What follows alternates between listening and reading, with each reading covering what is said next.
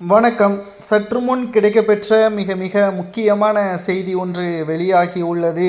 அனைத்திந்திய அண்ணா திராவிட முன்னேற்ற கழகத்தில் பன்னீர்செல்வத்திற்கு ஆதரவாக திடீரென்று 17 எம்எல்ஏக்கள் ஓபிஎஸ்ஸிற்கு ஆதரவாக தற்பொழுது எடப்பாடியிடம் மோதலில் ஈடுபட்டுள்ளனர்.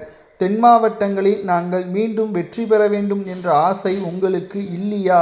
முக்குளத்தோரின் ஆதரவு இல்லாமல் எங்களால் தென் மாவட்டங்களில் வெற்றியடைய முடியாது என்பதை கூறியுள்ள எம்எல்ஏக்கள் தற்பொழுது ஓபிஎஸ்ஸை மீண்டும் அதிமுகவில் இணைக்க வேண்டும், இல்லை என்றால் அவரது ஆதரவு கூட்டணிக்காவது தேவை.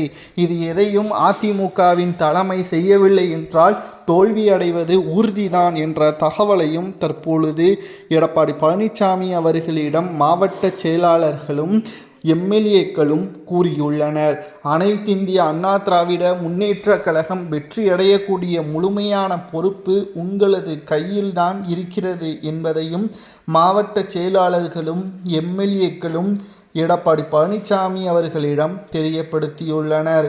அதிமுகவை பொறுத்தளவிற்கு ஓபிஎஸ் அவர்களை மீண்டும் அதிமுகவில் இணைக்க கூடாது என்று எடப்பாடி பழனிசாமி அவர்கள் வலியுறுத்துவதற்கு காரணம் ஒன்று மட்டும்தான். ஓபிஎஸ்ஸை மீண்டும் அதிமுகவிற்குள் கொண்டு வந்தால் தன்னுடைய பதவிகள் அதிகாரங்கள் பறிபோகிவிடும் என்ற அச்சம் எடப்பாடிக்கு இருக்கிறது. மீண்டும் குழப்பத்தை ஓபிஎஸ் அவர்கள் அதிமுகவிற்குள் கொண்டு வருவார். தேவையில்லாத பிரச்சனை அதிகமாகும். இதனால் நிச்சயம் அதிமுகவின் வளர்ச்சியும் அதிமுகவின் ஒற்றுமையும் நிச்சயமாக முன்னேற்றத்திற்கு தடையாக குழப்பத்தை ஏற்படுத்தும் என்ற காரணத்தினால் எடப்பாடி மறுப்பு தெரிவித்து விட்டார். ஆனால் 17 எம்எல்ஏக்கள் ஓபிஎஸ்ஸின் ஆதரவு இல்லாமல் தென் மாவட்டங்களில் வெற்றியடைய முடியாது. ஆகையால் நாங்கள் வேட்பாளராக களத்தில் இறங்கினாலும் தொகுதியில் ₹1 கூட செலவு செய்ய மாட்டோம். தோல்வி அடைய வேண்டும் என்று நினைத்து நாங்கள் ஏன் பணத்தை செலவு செய்ய வேண்டும்?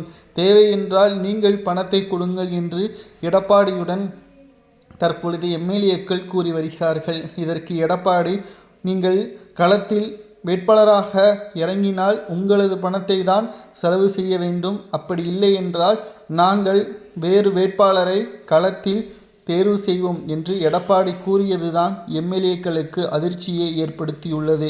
இதனால் எடப்பாடிக்கு எதிராக 17 எம்எல்ஏக்கள் திரும்பியிருப்பதாகவும் ஓபிஎஸ்ஸிற்கு ஆதரவுகளை கொடுத்திருப்பதாகவும் தகவல்களும் தற்பொழுது கிடைக்கப்பெற்றுள்ளது.